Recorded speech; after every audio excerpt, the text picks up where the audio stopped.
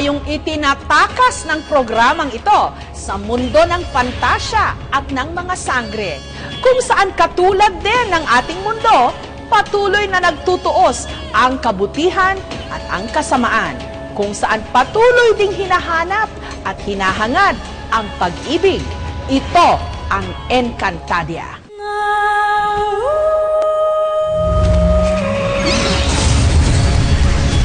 Noong narinig nating muli ang kantang ito nitong mga nakaraang buwan, alam na!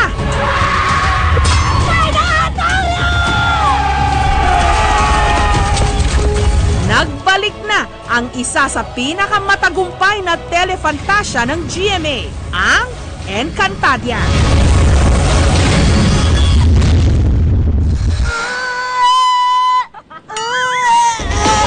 Pero alam niyo ba kung ano ang title ng kanta? Uwi na daw. Hindi ko alam eh. Ano ba title no?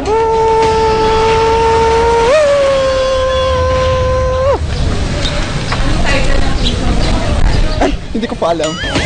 Ang tamang sagot, Tadhana, inawit ni Bayang Barrios.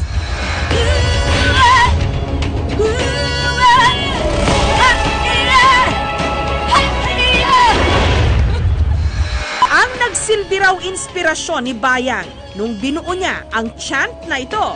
Pagdating ko dun sa studio, nandun na yung areglo. Wala pa yung chant. Siyempre, ako yung gagawa nun. Ang sabi ko lang, ano ang emosyon? Parang gubat na naubos, so yun ang lumabas.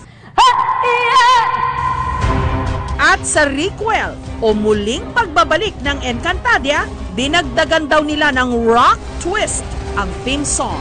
Ma-introduce natin sa kabataan kung ano yung mga chanting ng mga katutubo.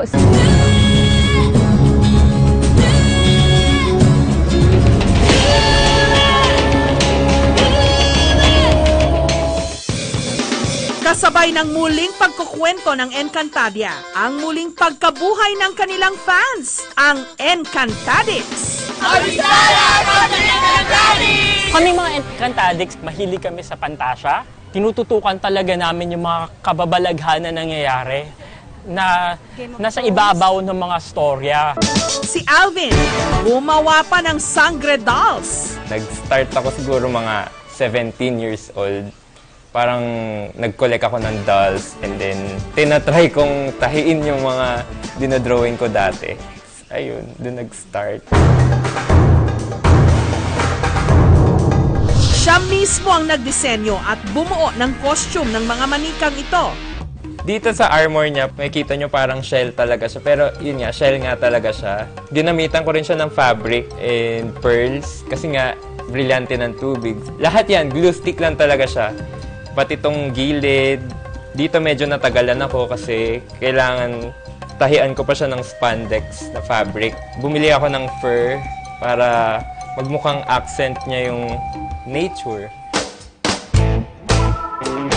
Ang makeup artist na si Drew, kaya raw niyang mag-transform at maging sangre. And not just one sangre, kundi lahat silang apat.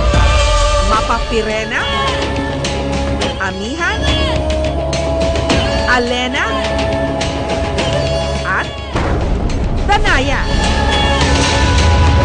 Mapapapashneya ka sa galing niya. Siya po yung fantaseryeng kapani-paniwala. Nire-represent niya po yung social culture and yung pagkatao po ng bawat sangre, may makaka-relate po talaga yung mga viewer. From a normal diwata, then transforming ito a fierce warrior or warrioress dun sa Encantadia. Para matakpan ng ating nooy. Mga pang-shortcut yan. Kaya mga bek, kung malalaki ang alam nyo na, mag-Alena makeup look kayo paglabas ng bahay. Siyempre, mermaid ka, nasa'yo ang brilyante ng tubig, so dapat super long hair. Buti pa yung hair mo long, yung relasyon nyo short. Unang beses pa lang daw ipinalabas ang Encantadia, na-hook na si Drew.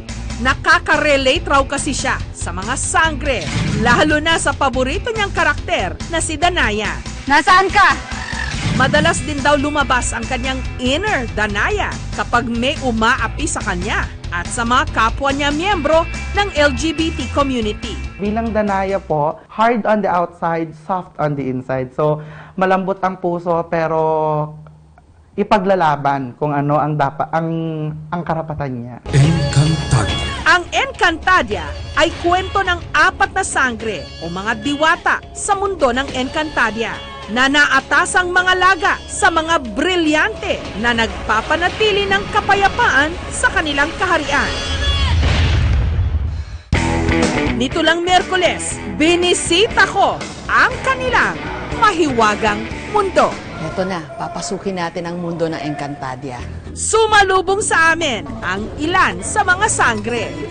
Ito talagang bida kontra bida. Parang taas pa lang ng kilay niya eh. Storya na, ulam na. Napakagandang bata.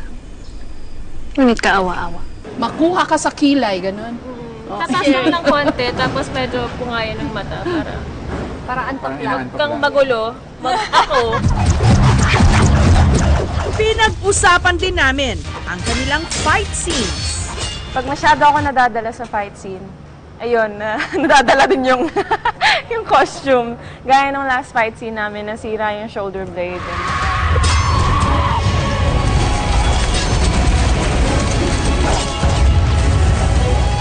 Pero meron pa akong sugat o gumagaling. Kasi yung mga ganyan battle scars yan, hindi na siya big deal. After nitong fight scene na nga na to, namapit sila direct sa akin. Sabi niya, oh, Kylie, parang para sa akin, okay lang direct. Hindi ako nabalian, okay lang ako. Talagang parang may masakit or something. Kasi mabigat yung costume. Pero nangyayari kasi nasasanay na yung katawan mo eh. Ako, okay naman. Once na in-enjoy mo na yung eksena, tapos medyo, wag mo lang alisin yung kaba kasi baka pag naman masyado ka naging confident, baka pumangit.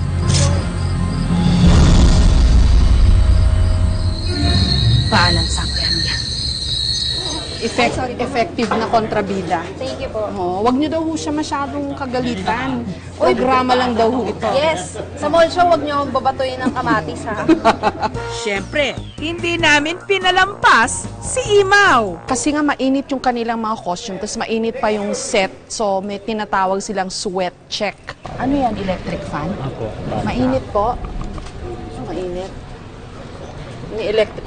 Bakit dito siya ni-electric fanan? Kawawa naman to si Imaw. Yes. Hindi mo pwedeng tanggalin muna yung ulo niya. Mahirap ilagay? Mahirap ilagay. Haring Arva, nakikiusap ako sa'yo. Huwag mo silang sasaktan. Masaya bang maging Imaw? Ay, napakasaya po. Ibinibini nga Jessica So. Medyo mahirap lang kasi medyo mainit.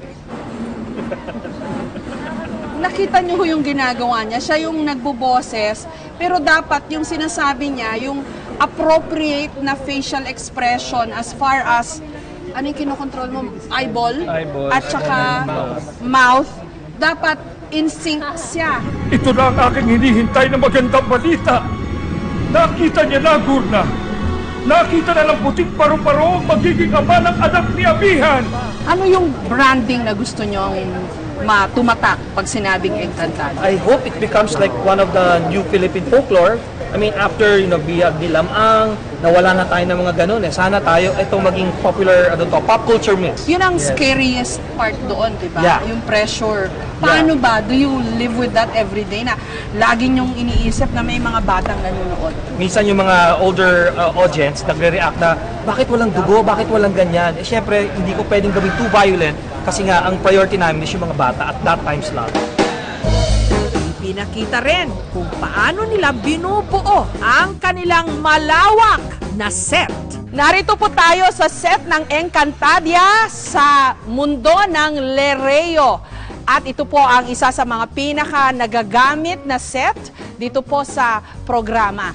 Hindi ho biro ang pagbuo ng set na ito ha. 3 months in the making at talaga namang binusisi yung mga detalye, pati ho yung mga ilaw na yan, timpladong-timplado para po yung the very best na maihahatid ng production staff and crew. Ayun po ang maihahain sa inyo gabi-gabi sa mundo ng Encantadia. Well, andito tayo ngayon sa Hatoria. Mix and match yung materials na ginamit. Like cemento, styrofoam, rubber, yung dragon head, styro. ginawa ng mga artist ng group. Alam niyo bang gumawa sila ng gubat sa set para kasi nag-uulan ho, kailangan nila ng mga background na mga puno-puno kasi para mas kontrolado ho yung factors, yung elements, nilagay na lang ho nila sa isang set. So movable yung mga puno, depende sa eksena na igagalaw.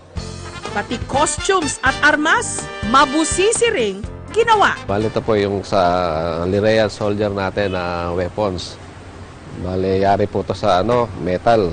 Ang process po, pre-production, paggawa, almost matagal, almost a week. It's not a traditional drama na pag sinabing big house, yun at yun din lang yung gagawin mo. And then pag sinabing poor house, eto lang din yung gagawin.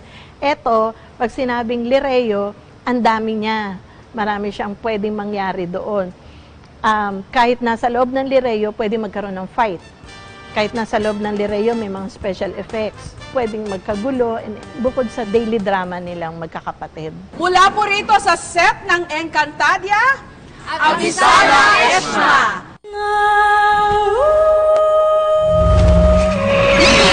Ang kwento ng Encantadia, likhang isip man kapag napapanood, lalo na ng mga bata, may kakayahang dalhin ka sa ibang mundo.